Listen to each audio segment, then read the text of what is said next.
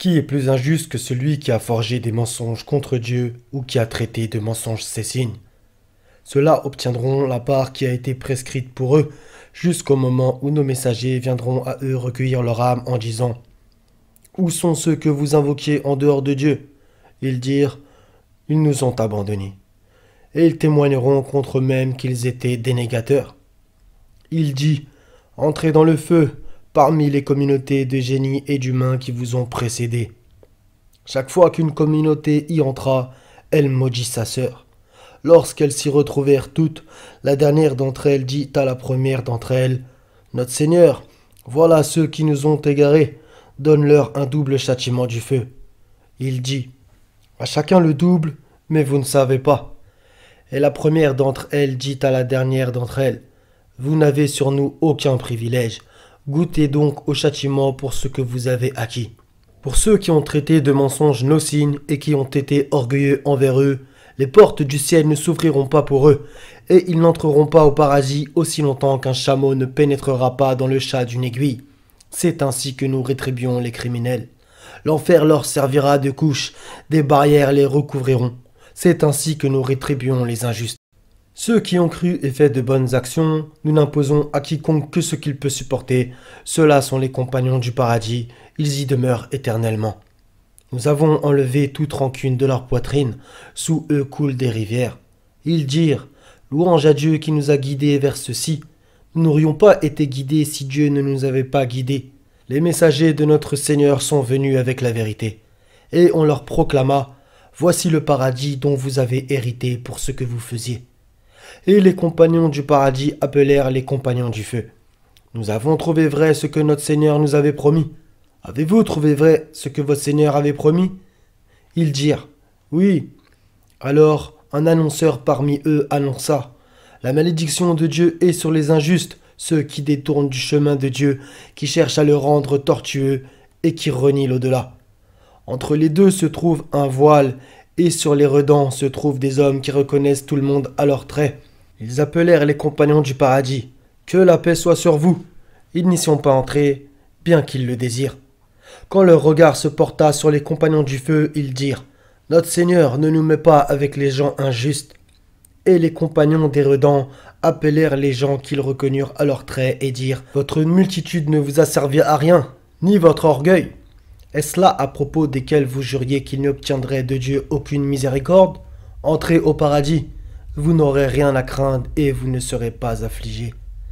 Les compagnons du feu appelèrent les compagnons du paradis: Versez de l'eau sur nous ou de ce que Dieu vous a attribué. Ils dirent: Dieu a interdit l'un et l'autre aux dénégateurs. Voici deux querelleurs qui se querellaient au sujet de leur Seigneur. Ceux qui n'ont pas cru, pour eux des vêtements de feu, de l'eau bouillante est versée sur leur tête, qui fera fondre ce qui est dans leur ventre ainsi que leur peau. Pour eux, il y a des bâtons crochus en fer. Chaque fois que de chagrin ils veulent en sortir, on les y fera revenir. Goûtez au châtiment du feu brûlant. Alors que les rebelles auront certes la pire retraite, l'enfer où ils brûleront, et quel affreux lit! Voilà, qu'ils y goûtent, eau bouillante et eau purulente, et d'autres punitions du même genre. Voici un groupe qui entre précipitamment en même temps que vous. Nul bienvenu à eux. Ils vont brûler dans le feu. Ils dirent: Pas de bienvenue pour vous, plutôt. C'est vous qui avez préparé cela pour nous. Quel mauvais lieu de séjour! Ils dirent: Seigneur, celui qui nous a préparé cela, ajoute-lui un double châtiment dans le feu. Et ils dirent: Pourquoi ne voyons-nous pas des gens que nous comptions parmi les malfaiteurs? Est-ce que nous les avons raillés, ou échappent-ils à nos regards? Telles sont en vérité les querelles des gens du feu. Puis quand viendra le grand cataclysme, le jour où l'homme se rappellera à quoi il s'est efforcé, l'enfer sera pleinement visible à celui qui regardera. Quant à celui qui aura dépassé les limites et aura préféré la vie présente, alors l'enfer sera son refuge.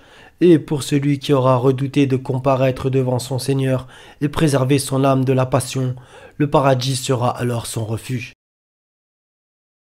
Le jour de la décision a son rendez-vous, le jour où l'on souffle dans la trompe et vous venez en foule. Le ciel est ouvert et devient des portes, les montagnes sont mises en marche et deviennent un mirage. L'enfer est aux aguets, refuge pour les transgresseurs. Ils y demeureront des âges, ils n'y goûteront ni fraîcheur ni boisson, excepté une eau bouillante et un liquide fétide.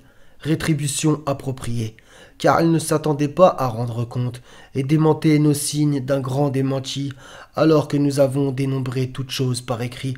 Goûtez donc, nous n'augmenterons pour vous que le châtiment.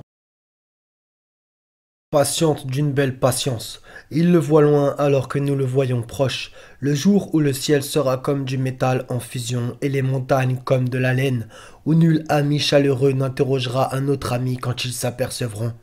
Le criminel aimerait pouvoir se racheter par ses enfants du châtiment de ce jour, ainsi que par sa compagne, son frère, son clan qui lui donnait asile, et de tout ce qu'il y a sur la terre qui pourrait le sauver. Mais non, c'est un brasier ravageant les membres, qui appellera quiconque tourna le dos, se détourna, amassait et thésaurisait. Malheur ce jour-là à ceux qui criaient au mensonge. Allez vers ce que vous traitiez alors de mensonge, allez vers une ombre à trois branches, qui n'est ni ombreuse ni capable de protéger contre la flamme. Car le feu jette des étincelles volumineuses comme des châteaux, et qu'on prendrait pour des chameaux jaunes. Malheur, ce jour-là, à ceux qui criaient au mensonge. Ce sera le jour où ils ne peuvent parler, et point ne leur sera donné permission de s'excuser. Malheur, ce jour-là, à ceux qui criaient au mensonge. C'est le jour de la décision, où nous vous réunirons ainsi que les anciens. Si vous disposez d'une ruse, rusez donc contre moi. Malheur ce jour-là à ceux qui criaient au mensonge. Nous avons effectivement créé l'homme et nous savons ce que son âme lui suggère et nous sommes plus près de lui que sa veine jugulaire. Quand les deux recueillants, assis à droite et à gauche, recueillent, il ne prononce pas une parole sans avoir auprès de lui un observateur prêt à l'inscrire.